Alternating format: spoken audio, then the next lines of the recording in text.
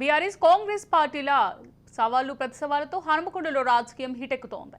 గత కొన్ని రోజులుగా ఎమ్మెల్యే నాయని రాజేందర్ రెడ్డి, మాజీ ఎమ్మెల్యే వినయ్ భాస్కర్ మధ్య మాటల యుద్ధం జరుగుతోంది. నయీం నాలా పూర్తి చేసిన ఘనత మాదేనంటూ ఎమ్మెల్యే నాయని అంటున్నారు.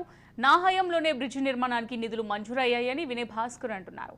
నాలా అభివృద్ధిపై బహిరంగ చర్చకు సిద్ధమా అంటూ వినయ్ భాస్కర్ సవాల్ విసిరారు.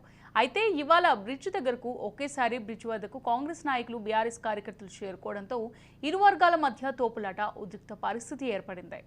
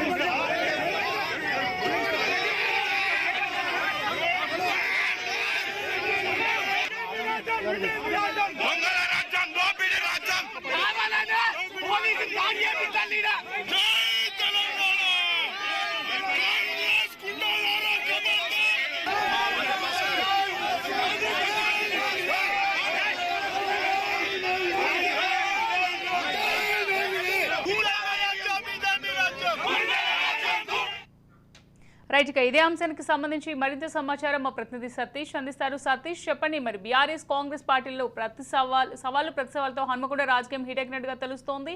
మరి దీనికి సంబంధించి పూర్తి డీటెయిల్స్ ఏ విధంగా ఉన్నాయి?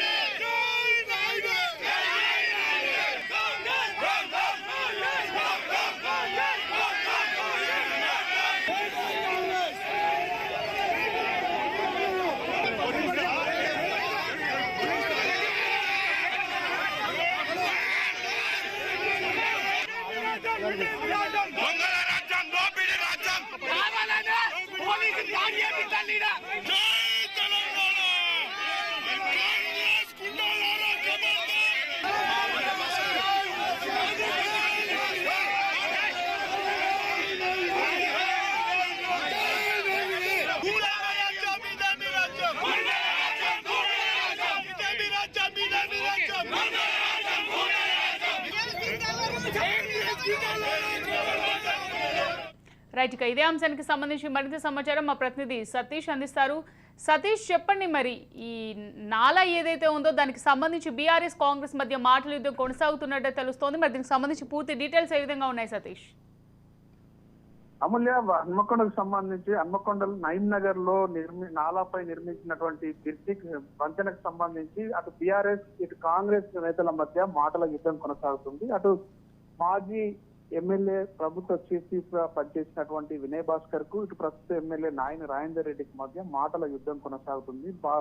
సవాళ్లకు ప్రతి సవాళ్లు విసురుతూ చర్చకు సిద్ధమా అంటూ ఒకరిపైన ఒకరు సవాళ్లకు విసురుకుంటున్నటువంటి పరిస్థితి. అభివృద్ధి పనులు తమ హయాంలోనే జరిగాయి అంటూ బీఆర్ఎస్ నాయకులు, ఇటు తమ ఆధ్వర్యంలోనే నిధులు మంజూరై నాలాను పూర్తి చేశామంటూ, నాలాను అభివృద్ధి చేశామంటూ కాంగ్రెస్ నాయకులు చెప్తున్నటువంటి పరిస్థితి అయితే ఉంది. ఇటు ఒకవైపు కాంగ్రెస్ ఎమ్మెల్యే అయినటువంటి నాయని రాజేందర్ రెడ్డి, వినయ్ భాస్కర్ మధ్య మాటల యుద్ధం కొనసాగుతున్నటువంటి పరిస్థితి.